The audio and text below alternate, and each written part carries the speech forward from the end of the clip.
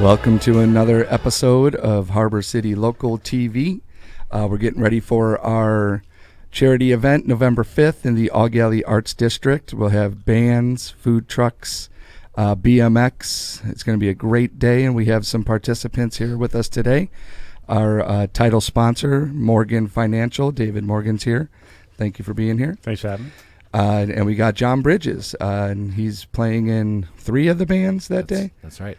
Yeah, Tank Top, which you just heard, Zeddemore, and Bradley Rodriguez band. Yeah. Thanks for having me. Awesome. Welcome to the episode. We're getting back to it. We were out for a little bit. Our man Jesse had a little hard time, and now he's feeling better. So, yeah, hard times. Yeah, hard times. Meaning face meets asphalt. Hard times. Right. Watch out for mountain bikers out there. Road cyclists, pedestrians. it's a epidemic here. I mean, we just need more alert drivers. So stay away, guys. But we're glad you're back, Jesse. Thank you. Guys. Yeah. So David, Morgan Financial, moving to EGAD. Yes, we did. Love that. Yeah. By the way. And you may have seen that large building. Now it says Morgan Financial right on the corner of US 1 and All Galley. St. Clair. Yeah. Yeah, right there. Yeah. Which is going to be the new entry for an EGAD from what I understand. So it's a perfect position. Beautiful building. How are you guys enjoying moving to EGAD? Yeah, that'd be good. I didn't actually know that. Is that billeted to be the new? I saw some drawings. If it's up to Larry. Yeah. Yeah. Because right now that eyesore, that blight, right there, the abandoned gas station, that's really going to be the tell-all, and he has yet to share with me what it's going to be, but it should be exciting knowing what Larry does. Cool. If they're going to make that the actual entrance. I saw some drawings about a year and a half ago about because they want to take the traffic off of All Galley there. It doesn't make sense there anyways. It makes sense to have the entry on St. Clair and down towards the Civic Center. There was going to be kind of more of like a roundabout, and it was going to be all landscaped, and it was going to be. And that's a new hotel, going on the footprint of Fusener. Yeah, yeah, so I know he's got that. Be, I think he's got that. Yeah, that's underway. That's going to be exciting soon. Yeah, right. Yeah, parking garage. We need to get parking. Well, it's all included. That's why Steven has me, because he wants my parking lot. Right. I mean, it is a sexy parking lot, though, right? It has nothing to do with me liking music or anything like that. That's where this all started. Yeah, that's how we met. That's how I met. Needed a parking lot. Yeah. Those covered bays. That's what I want. I want that exclusive garage. Yeah. Why don't you find me some funding for that? Can we do a podcast on that? 100%. Yeah. We sure can. Yeah, definitely. Excellent. So tell us about Morgan Financial. What do you all do? Well, Morgan Financial, we are a mortgage company, and we specialize in conventional and VA loans. Started the business 20 years ago. Actually, this is our 20th year anniversary this year. Happy anniversary. Yeah, thanks, man. 20 years, and it crept up on us. And my long-term, Tia Plowman, assistant, now operations manager for the company, she said, "You do know August is your 20th year." I'm like, man, that came up fast, didn't it? I mean, really fast. So, yeah, we did 20 years this year, and, the building was a big part of our life. We moved in there in April of this year, and, with the pandemic and all that, we've just been running really hard since then. It was interesting building that building during the pandemic. I bet. Yeah. I always wondered where the caboose, the train car, came from. Where did that come from? So I originally I rented a spot. Like a desk in that building when I first started. Well, I first started with a folding table and a futon, right, in my house. And then the second client I ever had said, "That's a little creepy coming to your house." I'm like, fair enough. So a buddy of mine, he told me about this. Actually, it was Rich Workman. Actually, I was working with him. He rented me a desk for like $25 a month or something like that. And then I had an office, and then I got this and that, and then I rented half the building. And then the guy that owned the building, I wanted to do some upgrades to that caboose building. And he wasn't really interested, and that's fine. It was the time of the year. And so I made him an offer. I bought the building. Nice. And upgrade. So, yeah, the caboose was there. The story is that I think either caboose was there or he brought it in, then built a building around the caboose. Nice. Yeah. Perfect. Yeah, it's a cool little building, and everyone said, "You're going to sell it. You're going to sell it." And I'm like, I don't know. How can I sell the caboose building, man? I mean, I feel like I raised my children in there. No I'm not talking about just the employees. I'm like my real children. Right. That's like a legacy. Yeah, it is. It's so, a very unique property. So I don't. It's a cool building. I see that being in my life for a long time, man. And that's north on US 1 there. Yeah, just north of. Very cool. Yeah, I driven by it 1,000 times just thinking, what is that? Wouldn't it be fun if I could take the caboose and bring it to put it on the roof or something like that? You know, I don't think the district would like that. If but, anybody knows how to do it, it's an Air Force veteran. Right? Yeah, I can figure out the logistics on that. Yeah, a little Chinook, just maybe two. Right. So mortgage financing, you guys have a specialty? Yeah, we specialize in actually VA. That is what I cut my teeth on. I love VA loans and conventional loans. So, but our specialty, our unique, I guess, selling proposition is that we close loans in average under 10 days. So I would even say under 8 days, because we can take a loan from start to closing in under 8 days. But the law requires that we actually take a full 8 days. And we did that, and our claim to fame, and I'm giving a lot of love to my team down there, that we did that with while our competitors had superior technology. And they, even back when we did this, they were closing on average 30 to 45 days with superior technology. And we did it just brute force, with just under 50 people. And we got this thing down to we have a consistent output where we can start a loan and we can finish it and close it up in less than 8 days. And most of the time we're sitting around waiting for the real estate agent, the client. Not that they're slow, it's just they just don't need to close that fast. Right. But for us, we get quality fast. That's our thing. And we do that by specializing in a narrow focus. Instead of trying to do everything, we do 2 products right now, a couple other products very, very well. And I was about to ask what the average was. So you say 30 to 45 days? I don't know what it is right now. I mean, the market's really slow with the interest rates that have gone up, and people are just now adjusting to that. Right. Because the yardstick they're using is unfortunately, it's just going to take time. So when I bought my first home in 2001, my rate was 7.375. Rates are just below that right now, or in or around that thing. So it's the shock. Once that shock goes away, it'll come back. And it's really just because they got so low, right? Like I was talking to my dad the other day about interest rates, and he said 7's great, because he remembers back in the 80s when he was paying 12, 14%, and that was just how it was. So 7. Right. So Joe Harris is the CEO at Morgan Financial, and he says 7. What's wrong with that? If you rent, that's 100%. You're giving 100% of your possible gains to a landlord. Right. I mean, why not buy a house? It's just shock, man. And I understand it, and we're just waiting. So I would say right now the average closing, there's no reason to hurry up. Yeah. So it's like we're still getting them ready to close under 10 days. So my operations team stays practiced, but closing isn't the issue right now. It's just getting consumer confidence back and saying, hey, listen, it's not as bad as you think it is. The yardstick you're using just needs to be adjusted. Right. What you're measuring against, and don't rent. That's don't do that. As I'm about to go into a rental. Well, that's because you're selling your house. True. That's a different ballgame. Yeah. That's a strategic move. That's a smart move. Right. Yeah. Well, thank you. I feel better now. Awesome. So what is the Morgan Financial mission? Like, what do you bring to the public? Well, the mission for the company is my personal mission, is that I want to create an environment for others to prosper. So it took me a while to come up with that, but when you tear that apart and you think creating an environment for others to prosper, that includes everybody. That includes the consumer, that includes the real estate agent, that includes the title company, that includes the appraisers, that includes everybody in the transaction. And if you can keep that mission and have your employees and everybody in your team working on that, they're always concentrated on, am I creating an environment for others to prosper? Toxic companies, when I read in I think it was Harvard Review once, that 85% of the people wish they got hit by a bus before they got to work.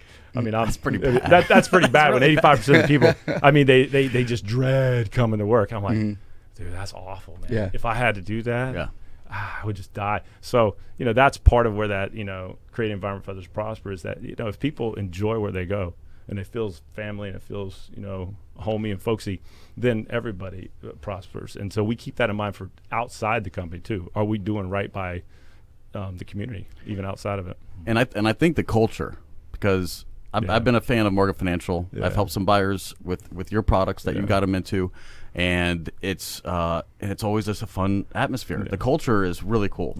You have the learning and that engagement with your fellow associates and agents in the area. Always keeping the products fresh and keeping them trained and tuned in. Like Joe's keeping Kaibot, keeping your business on track.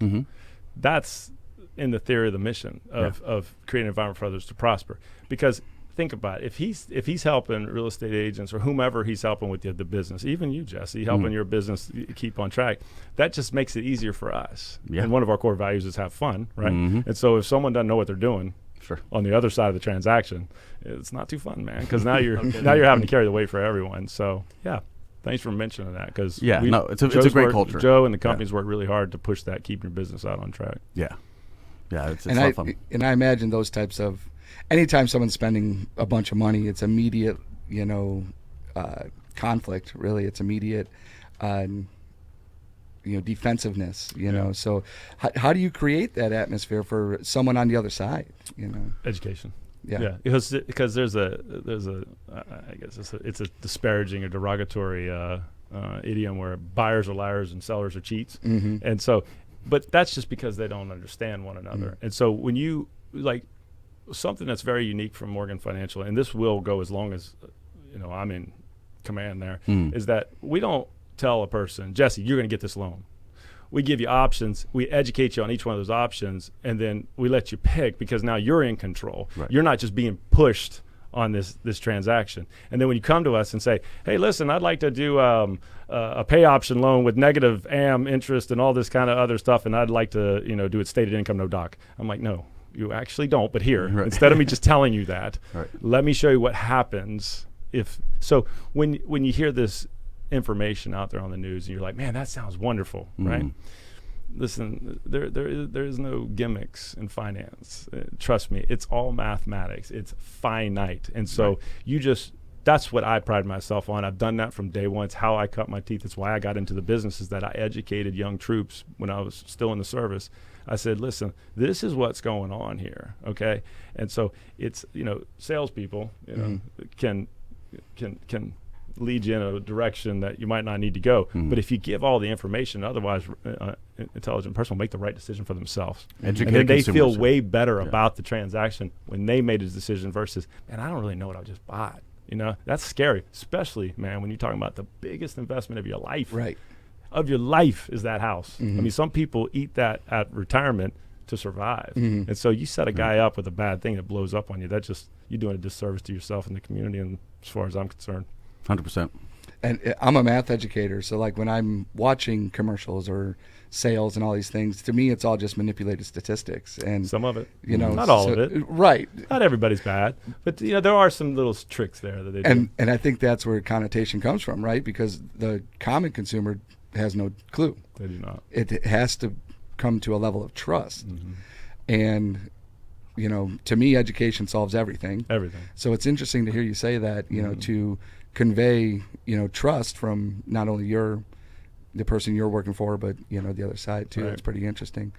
Now, has that always been a Morgan family, backbone, or is that something that comes from the military? A little bit of both. This is obviously a personal philosophy of yours that you're bringing to this business. It's a personal philosophy, but it's also a very logical policy. I'm a logical guy. I mean, to a fault sometimes. But no, I got into this business, or this business found me, because I was the executive officer to a colonel, and I was supposed to handle his low-level stuff. Troop comes to me one day, says, hey, Cap, can you help me with this good faith estimate? That's what they were called back in the day. Jesse, you remember that? Or good faith estimate. And I'm like, well, what's this fee? What's this fee? What's this fee? He goes, I don't know, Cap, that's what I'm here for. I'm like, well, is this the loan officer? Is this the guy, right? Is this the guy that gave you this thing? He goes, yeah. I said, do you mind if I call him? He goes, oh, I don't mind if you call him. Okay, well, I didn't plan on being in a negotiation that day, but I get the loan officer on the phone. I'm like, what's this fee? What's this fee? And I didn't know anything about mortgages, right? I'm just quizzing the guy. I found out, man, I'm in a negotiation with this cat, right? And so all of a sudden, right, he drops these wacky fees he couldn't explain. The interest rate, the interest rate goes down, right? This kid, I wish I remember his name. He's a sergeant. But he's looking at me while I'm doing this, and at the end I say, okay, listen, Sarge, this is what's going on. you're not going to have to pay this couple $1,000s of fee because I don't even know what it is, and he doesn't either. And then the interest rate drops your payment about $100-$150 a month, and that's the end of the story. You got any questions? He goes, his jaw dropped.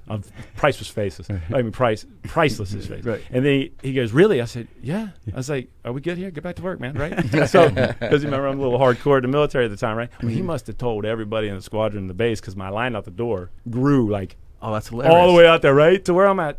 I came home and I told my wife one day, I said, baby, I think the mortgage industry is gone, man. So I just left the battlefield, went over to this battlefield and started slaying it for troops. So yeah, you talk about philosophy. It's easy. It's fun, man. Yeah. It's actually a lot of fun to take a guy that's completely confused and scared to death, and inside of an hour and a half, they're like, man, I'm ready to buy this house. Nice. Yeah, it's cool, man. It's trust. Yeah. It's nice. Yeah, cool. So what is your favorite part of being a small local business in Brevard County? Leadership management. I love training people. I love, owning. I mean, just every day. It's like being quarterback of a football team, man. Every time you go out on the field, you get 4 downs. The opportunities are endless. I mean, every play is different. And it's strategy, problem solving. Audibles. Yeah, I love the audibles, man. So, and I'm serious. I get to meet good folks like you and Jesse, and I love what I do. I do not consider it work, and I know that's probably cliche, but I don't. This is just what I do, man. I get up and I do my thing. It doesn't feel like work. It takes effort, but it doesn't hurt. Right. I'm not one of the 85%. Let me tell you that. Yeah, no kidding. Right. Yeah, I can't wait to get to work sometimes. That's the best.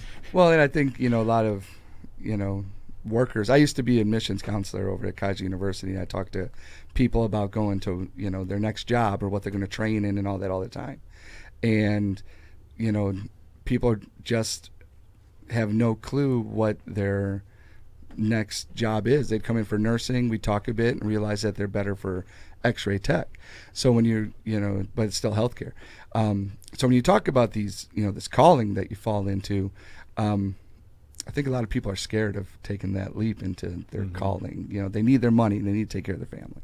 And so taking that step towards a calling takes a lot of guts. Or a lot of ignorance. Well, or yeah. Daredevil, or Yeah. you just got a screw loose in your head a little Yeah. bit, Yeah.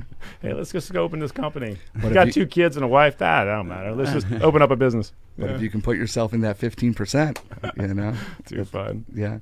Excellent.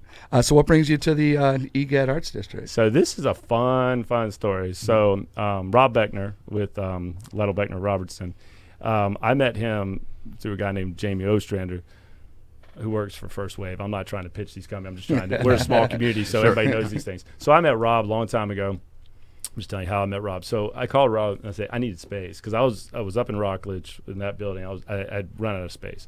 I just moved people down to the caboose, and that place was like putting people in a closet. It was awful. I felt so bad about putting my team in there. So I said, I need more space, right? So I called Rob up, and I said, hey, listen, there's a beachfront property, man. I was like, if I could swing this thing, because at the time, it was priced very well on the ocean, right?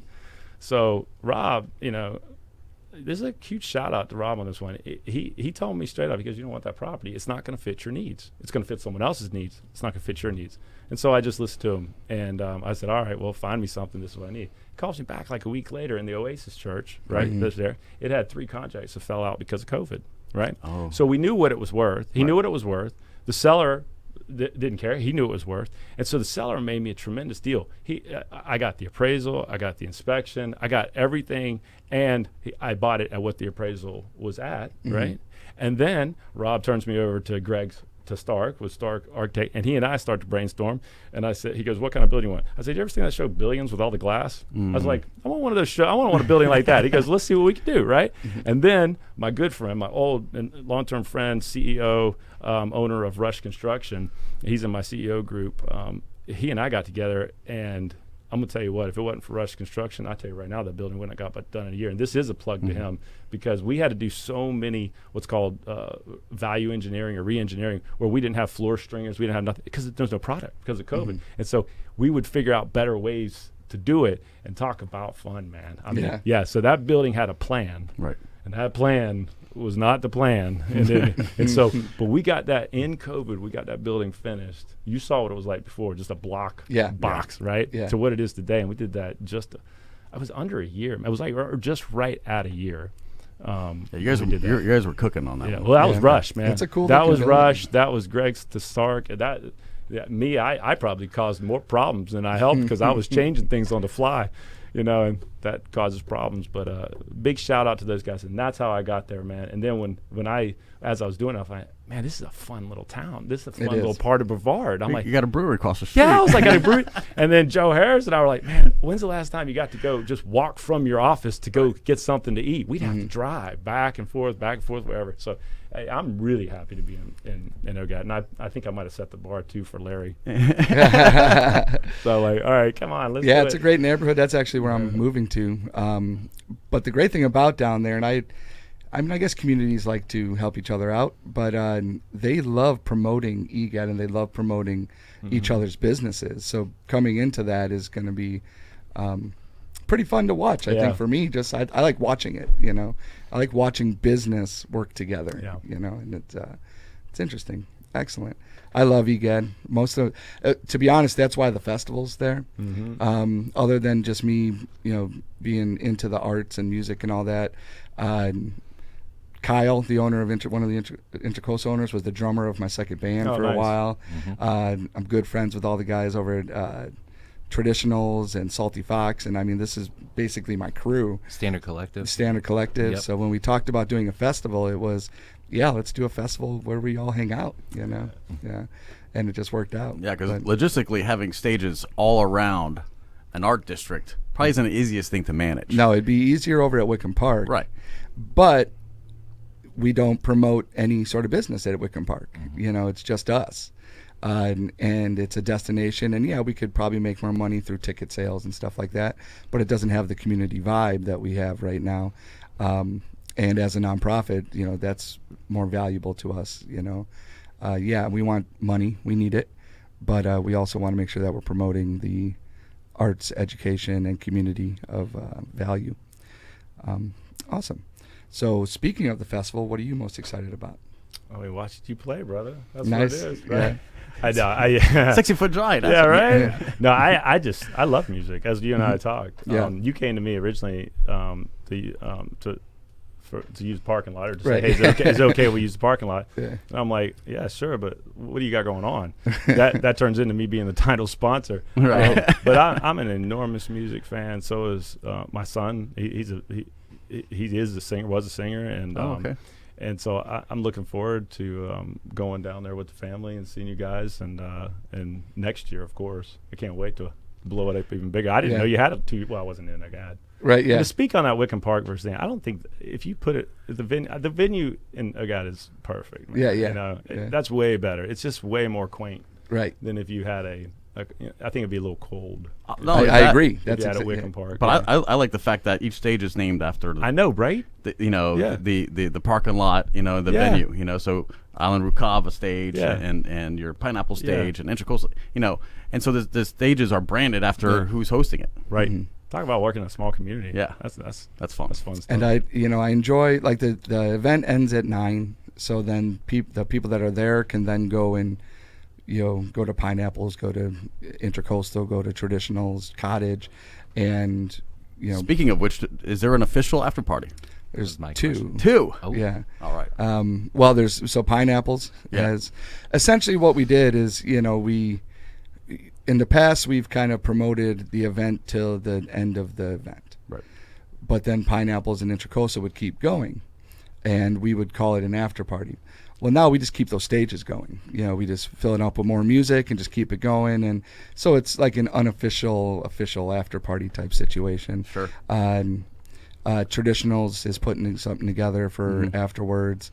The Cottage always has some music, but Pineapples, Intercoastal will still have their stages going on afterwards. Yeah.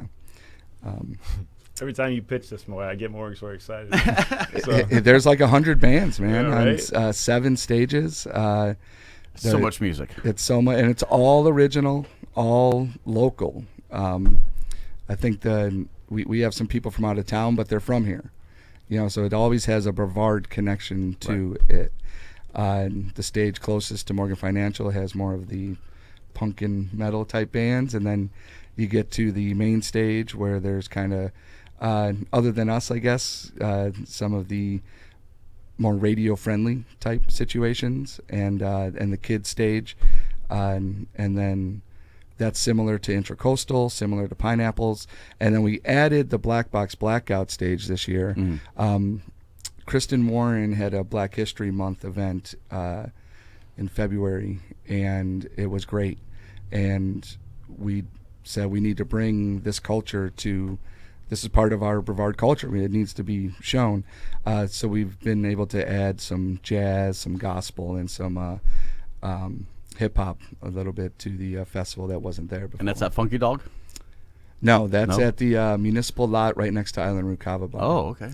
There's a mistaken idea out there that the Island Root Kava Bar stage is next to the Island Root Kava Bar. I mean, I know that makes sense to a lot of people, but he wanted his stage on the other side of the event, and then he puts his kava truck in the middle of the event, and then basically he spans the event. He markets to the whole thing, and I think it's smart. So that's why it's not at Island Root Kava Bar, because he's an intelligent person and he wants to market to the complete festival. Well, you have a map of the festival, I recall, on your Facebook page, right? We posted a map. There's another one coming, and it'll be through the socials, one with more parking options, and we're working on some other parking ideas. But I would Uber in and Uber out myself, especially if you're drinking. I hate the idea of someone coming to this charity event and then getting in trouble afterwards. That's also part of the reason that we ended around 9 in the main festival. I used to work in a big restaurant in the area, and we do street events, and any trouble that I would have to deal with as management was always after 10 o'clock when the party drinkers come out. So the bars can handle the party drinkers, and, there you go. and the charity stays clean, so we end at, at around 9 o'clock. It's family friendly is what you're saying. It's family friendly. Yeah, we have our family zone, character artists, face painters, henna drawings, henna art. Little Sports is bringing out an obstacle course. And then the Groove Shack and Love Hut will be doing a musical petting zoo where kids can kind of interact with other instruments. And then we have the Civic Center. Parks and Rec is sponsoring a BMX, an anti-bullying BMX situation coming out. So there'll be some backflips and tail whips going on down in the down by the Civic Center. So yeah, it's definitely family friendly. About 80 vendors, 10 food or drink trucks, and 100 bands. Nice. Yeah. So yeah, it's gonna be. It's massive. It's gonna be fun. crazy. It's such a fun small time. feat. Yep. Yeah. So what's next for Morgan Financial? Next year, next festival. Next festival?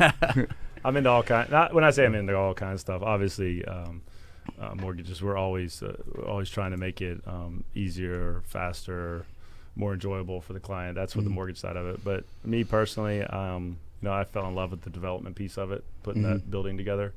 And so yeah, when the economy stabilizes and we figure out because it will. I mean, the economy's a little wackadoo right now, but it's just the pendulum swings very fast and then it starts to slow down.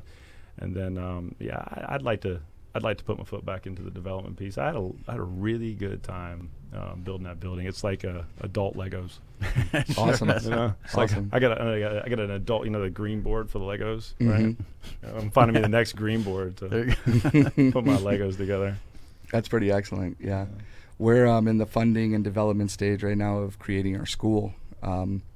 We've had some warehouse space promised to us at a discounted price, and we've done a partnership with FIT's CAMID program. But the school we're creating is a culture and career school. So not so much college focus, more of, you're going to learn some sort of art or music situation, and you're going to go through an internship. Nice. So we're really focusing on a lot of those it doesn't have to be at-risk kids, but usually the at-risk kids are at risk because they don't either have the opportunity or the care for college, and that's what most schools are really focused on. So we're trying to create something. And not everybody's STEM. Not everybody's like ready to go to just that engineering, that real mind and tactical mathematical way. There's just a lot of people with different minds, and guess what? You give them a paintbrush, and all of a sudden, they're Picasso.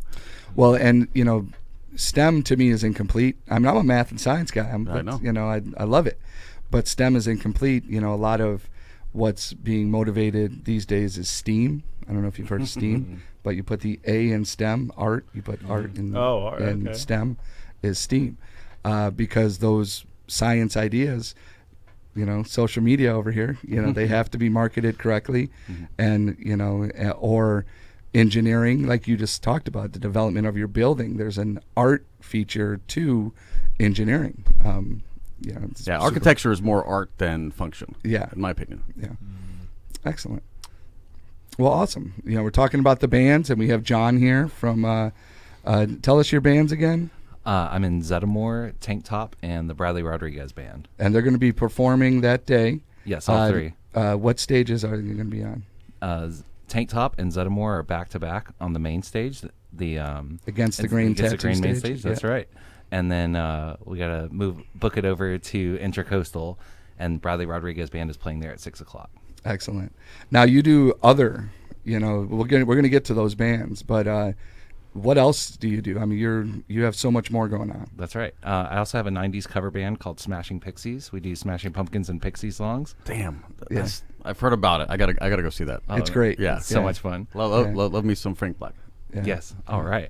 And then I'm a full-time music teacher. So actually this is last year was the first year that some of my students played at the music festival, and now there's like 5 or 6 different artists that are at one time my student. There's Tone Deaf Pedestrians. They're still associated with Groove Shack. The Groove Kids are going to be on the Intracoastal stage. Yep. Kristen Warren was one of my students at one time. Really? Yeah, absolutely.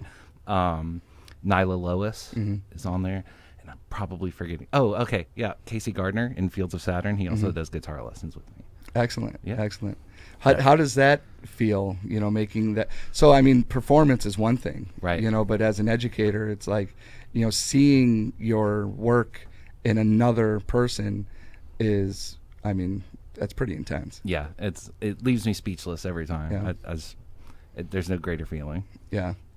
Who out of your group, and maybe we don't want to answer, but who's the all-star that's going to be playing in Orlando and Nashville, and like who's going to make that dramatic jump? Man, put me on the spot. I really think Nyla Lois can go places. Yeah, I agree. She's 14, maybe, or no, I'm sorry. She started with me when she was 12. She's 15 now, and then she's already released, recorded, produced, written several EPs and singles, and also has her hand in like putting a band together. Performs as a solo artist, and she's already talking to me about putting a third band together. Yeah. She's playing twice. She's playing at the Intracoastal stage. Okay. And then she's the headliner of the Groove Shack stage. Well deserved. Yeah.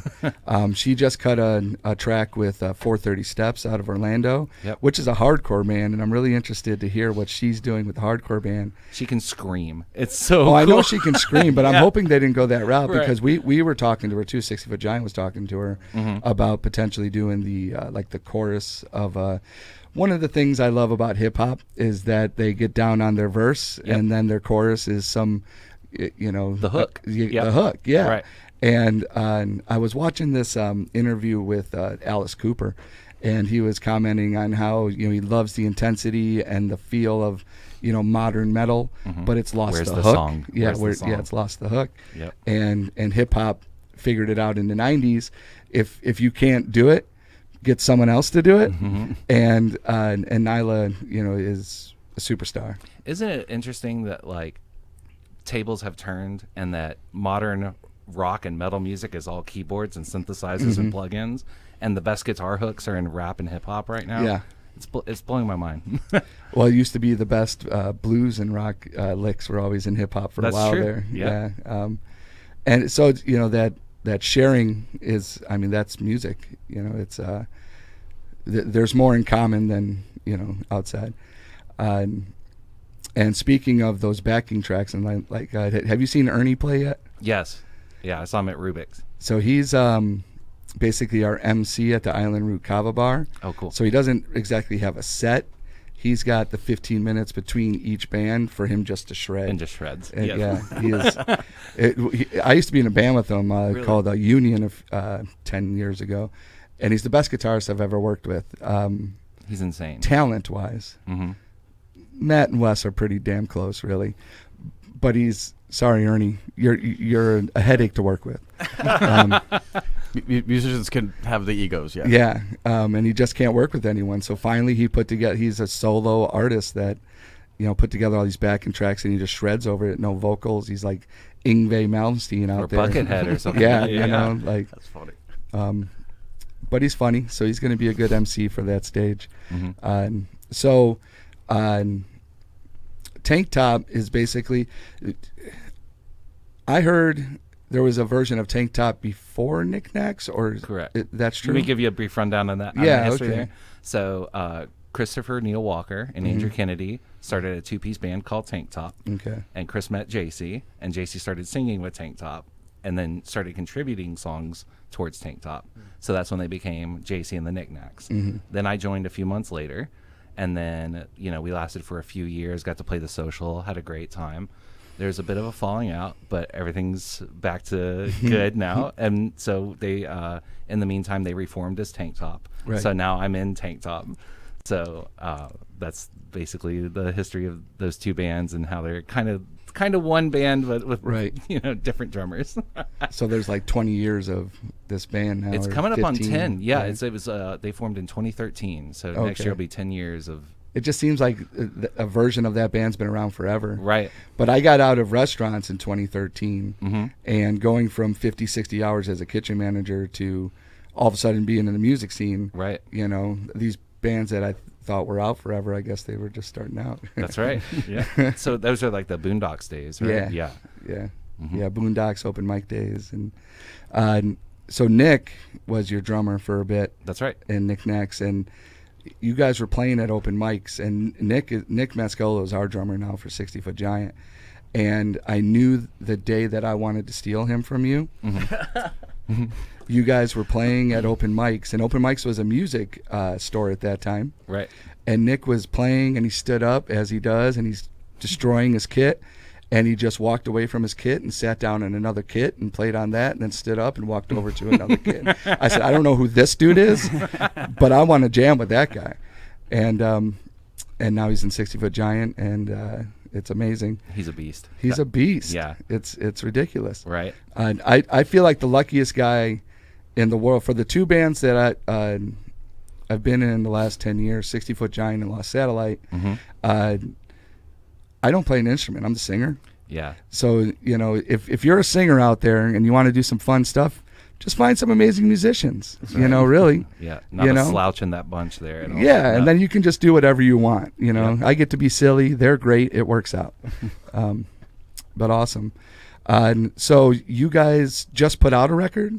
Yes. Tank Top? That's Yeah. right. Yep. They released an EP in January of this year, and then we released a split EP with the Doonies as well, and then we're also in the process of recording another album. Bringing the split EP back. That's I'm right. in. Yeah. I like it. Yeah, that's awesome. So the Doonies are they're playing the Pineapple Stage. They're kind of that after party market at the Pineapple Stage. How'd you get hooked up with them?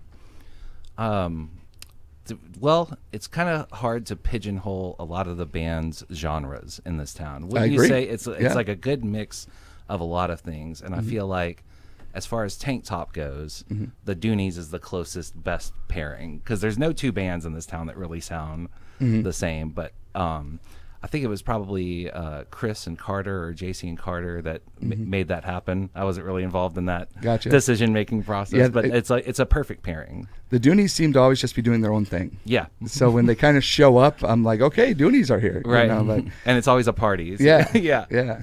They're fun I call them kids. They're probably not as young as I think they are. But and Zeddemore's coming out with a new album soon too, right? That's right. Yep. Yeah. We've got our first full-length album. It's going to be released. We're going to start taking pre-orders for a vinyl. We're going to do a limited run of vinyl. There you It's go. going to be 10 songs. I'm in. Excellent. And then we're also in the writing process of the next album as well.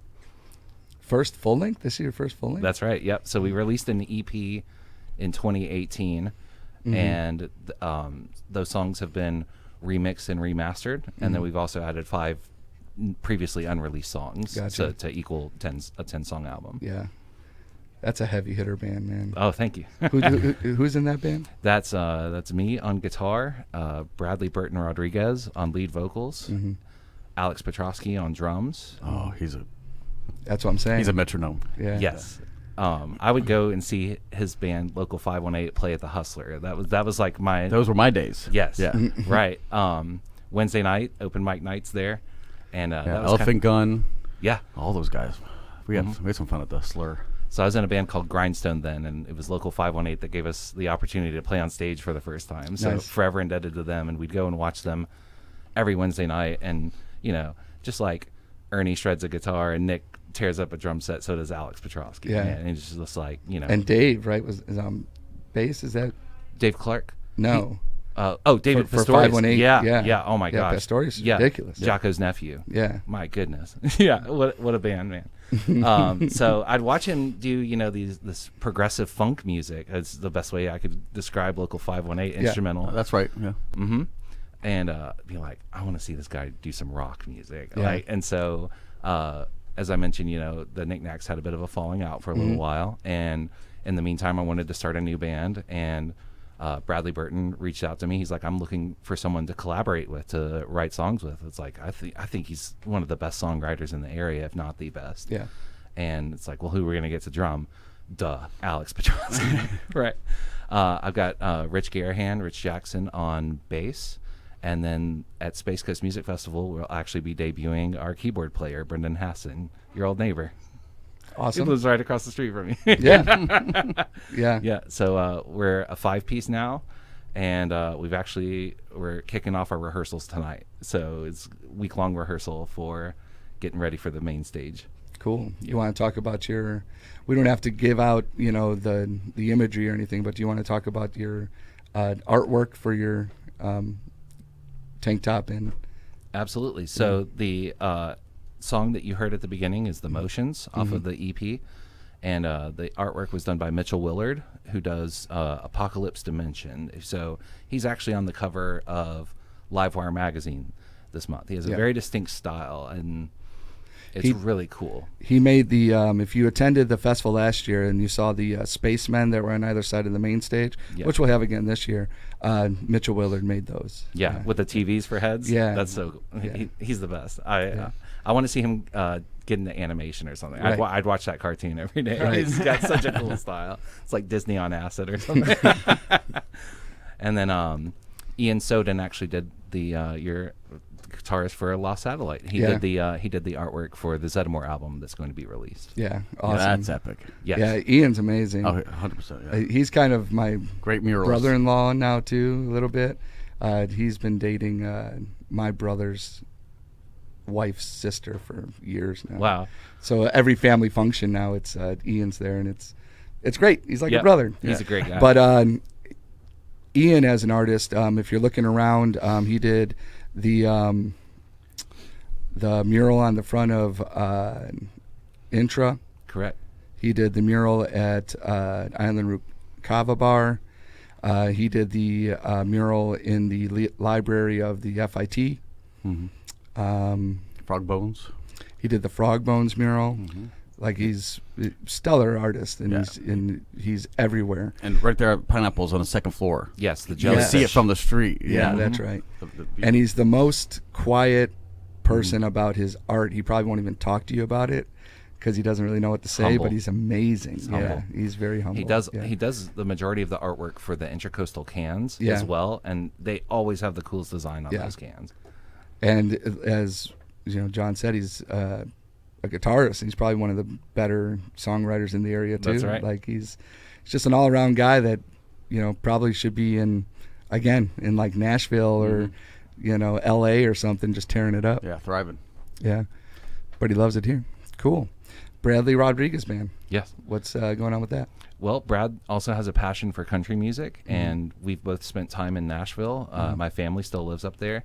So he wanted to do a countryside project and asked me to be lead guitar. And we've got Dave Clark on bass and Michael Simpson on drums, where there's a few other collaborators that we're talking to. We want to bring in fiddle. We want to bring in lap steel, banjo, make it really authentic. So right now it's kind of leaning more towards Southern rock, but that's kind of Southern. That's rockabilly. Yeah, that's a genre. Yeah. Some Scots. That's right. Yeah. Not Brian Jonestown. What was his? Brian Setzer Orchestra. Yeah. Right. That there was you go. rockabilly. That was fun. Mm-hmm. That's more swing, but yeah. Stray Cats was the rockabilly. Stray Cats. Oh, okay. Yeah. Same guy. Right. So yeah, we're playing on the Intracoastal stage at 6 o'clock. That's all original country music, all written by Brad. And you're like the only country band in the whole thing. And besides Blue Diamond Band, we might be the only country band in Brevard County. So I got yelled at last year by a music store owner, I won't say who, about why don't we include more country music stuff. And sure, where are they? Thank you. Exactly. Like apply. Mm-hmm. Just apply. Well, when it comes to original music, it's different, right? Because we don't do covers. We could have country covers all day long. We play both genres, country and western. Yeah, exactly. Apply. I'm getting hit up right now by people. Why aren't we on the show? It's like, I don't know. Why aren't you on the show? Mm-hmm. Did you apply? Yeah. Have you ever seen String Daddy? Wait, is that? No, I'm thinking of Jesse Strings or it's String Daddy. Jimmy Z, and he's got a fiddle player with him. Oh, okay, cool. Used to be in Fighting the Silence, I think. Remember that band? Yeah. In the day? Oh, yeah. Yeah, they were great. Anyways, that's the only fiddle player I know. Mm-hmm. Chargood. She's not exactly rock country. No, but she's a fiddle player. She that is, girl yeah. can play. Oh, no, she's amazing. Yeah. Yeah. I don't know why she doesn't get involved either. Oh.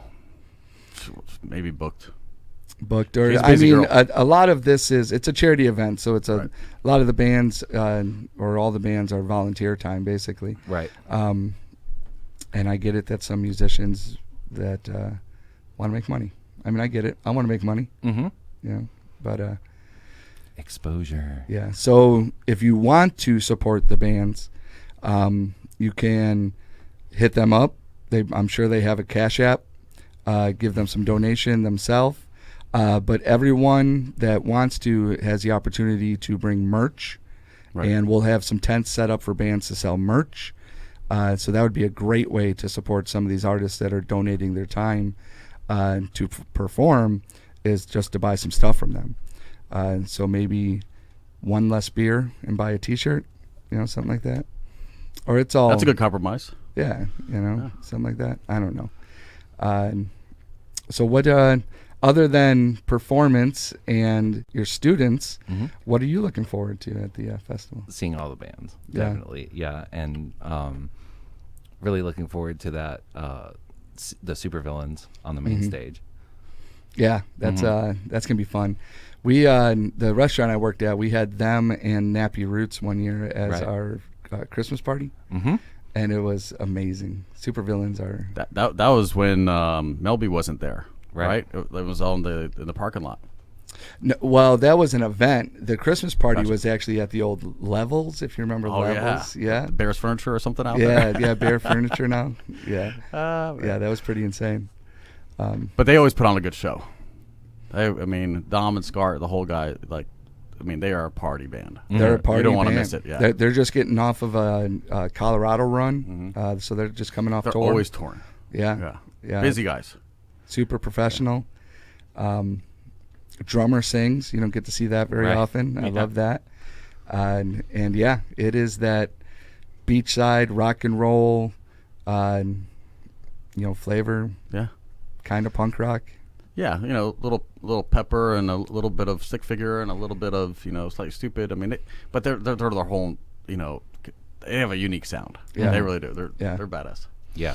We were trying to get some marketing together of like they're supervillains, right? Mm-hmm. So we were going to get our spaceman like as a superhero fighting supervillains.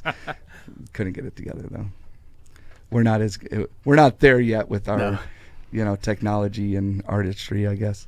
But in due time, and listen, it's about the music, I mean, we had a great time with Derek Gores, like doing the blue tape, on the stage and everything else. And Mitchell was out front, and there was a lot of volunteers trying to make the festival as big as it is, and it's just volunteer driven. I mean, if there's somebody out there who thinks that they can contribute, you're still recruiting for volunteers for the day of and also before, correct? 1,000%. 1,000%. Yeah. Hit us up. So calling all volunteers. Yeah, artists. If you're a high school student that needs Bright Future hours, we are a nonprofit. We can sign off on those. Wow. Any sort of community service, for the most part, we can help you out with that. So this is a great way to participate in something fun and get some hours knocked out. 100%. That's a good idea. The Bright Futures thing is a good idea. Yeah. So how many do you need? I can't remember. My kids did it. But how many do you need to get signed off on hours-wise? I have no clue what the total amount of hours are for Bright Futures. But you're talking about quite a few hours. Oh, yeah. If you worked all day, you're talking like, 8 to 10. I'm saying when I was a kid, 14 if hours, I got signed off and go listen to bands and clean up stuff, 100%. I'm like, oh my God, that's way easier than volunteering at the library. 100, yeah. 14-hour day, and you get get to party all day. I was picking up litter in the mangroves in Hollywood Beach when I was in high school, trying to get my hours. It wasn't as cool as just hanging out listening to music. I was just thinking that'd be so easy to pitch. Yeah. Like, you want to go listen to bands and hang out for the whole day? Well, and, I'll give the Southern bless their heart, but, everything is very systematic when you're trying to get things, so when I've reached out to say, hey, Bright Futures and all this stuff, let us help, everyone, they go through their systems, and it's been harder to get that word out. Are you talking about red tape and bureaucracy? I am talking about red tape and bureaucracy. I don't know much about that. Yeah. Being in the finance business, I don't know much about that. Last year we had some Bright Futures online, but the festival fell on the same day as prom. So none of the kids showed up because it was prom, and they'd rather go to prom than get their hours, I guess. Right. But which I get. But there's a setup, the day before. There's breakdown the day after, probably. There's going to be opportunities anybody to participate. Yeah, definitely. Yeah. Excellent. I can't believe it's already been like 50 minutes. I know, right? That went fast. I know. We're almost up on the hour. Any housekeeping? Well, again, welcome back, Jesse. Oh, thank you. Jesse, you do have a Kickstarter out there, is that right? Or not Kickstarter? GoFundMe. GoFundMe. Yeah. If you're curious, I could send a link. But Jesse got ran over by a truck, and we're happy that he's alive. Yeah. Thankful to still be upright and not drooling. Yeah. We had another volunteer. Actually, she's been a big part of Harbor City, and Rachel Gray, that in July had an aneurysm. Right. And at the same time, we were in the hospital at the same time. And is very much lucky to be alive. But she's got something set up to help with her hospital bills. And then, if you're interested in art, music, education, community, and you want to get involved, hit us up. We have, opportunities for helping with our mission, our purpose to, promote those things throughout our community, and in turn bring it back to education, build our career and community school. And we also have a stockpile of instruments. So if you cannot afford an instrument, you want to get involved in music locally, hit us up. We can probably help you out. If we don't have it, we can help locate it for you. We also have our Wickham Road Music's Harbor City Scholarship. If you can't afford lessons, we can help you with that. That's what we do with a lot of the proceeds of these events, is we help kiddos that can't afford these things get involved. Unfortunately, those are the type of kids that get locked out of these opportunities, and we say no. Let us help you. Yeah. It's hard to ask for help, but tell your parents, and There's resources out there. Exactly. Exactly. That's great what you're doing, Steve. Thank you so much, man. As a music educator, seriously. Thanks, man. So yeah, November 5th, we will be doing a pre-event yoga at 10:30 to 11:30. That's going to be through the Yogi Pierogi and Yoga with Koa. She does her rock and flow every Saturday morning at 10:30. Local musicians play acoustically at her yoga studio. But November 5th, it'll be in the park, All Galley Square. Nick Mascola will be playing some acoustic for you, and Amanda Wolf and Koa Mascola will be leading the yoga. It's a donation-based, so you don't have to, pay up front. Just show up, participate. Donation-based yoga, and then the music will start at noon, and with the supervillains starting at 8:15. There are 7 stages. So definitely get the opportunity to walk around. We have the times posted at spacecoastrocks.com. And we're pretty much going to shut off the vendor link in the next day or two. So if you're a vendor that was waiting for the last moment, this is it. Time has come. Yeah, time has come.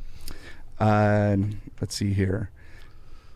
Yeah, so all the times are posted. We'll have the times at the event. Also, Kogo Buzz down in EGAD is providing free Wi-Fi for the event. Yep.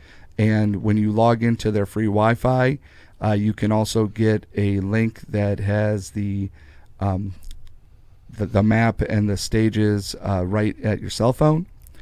Awesome. But you can stop by the Harbor City tent, and we'll have more information. There will be a pre-fest event at Intracoastal. That's going to be a Best Fest. Best Supporting Actor is a band that's been around for a while. Steve Keller is part of Harbor City Local, and he's going to throw a pre-fest party there with some heavy hitters like Paging and Mr. Herman. And there's also a pre-fest party at Pineapples the day before. There's going to be some DJs, a lot of raffles. We're going to raffle off some Space Coast merch as well as some other art and things there. So there's a few pre-fest opportunities to have some fun. We are working on some links for cheaper hotel rooms. So like the Hilton Hotel in Melbourne has given us a code that we've been putting out through our social media that you can get a discounted room. And then Uber in, Uber out. Sometimes they provide a shuttle to maybe get you close. Where we'll be posting parking if you're just that type that doesn't like Uber. Because parking, it's EGAD. Parking's an issue, guys. Carpool. Yeah. Ride a bike, walk. If your complaint after the event was parking, I don't know what to tell you. I guess I'm okay with that complaint until they build that parking garage. And hey, if you have complaints about a free volunteer-run music festival, please volunteer next year. Exactly. Thank you so much.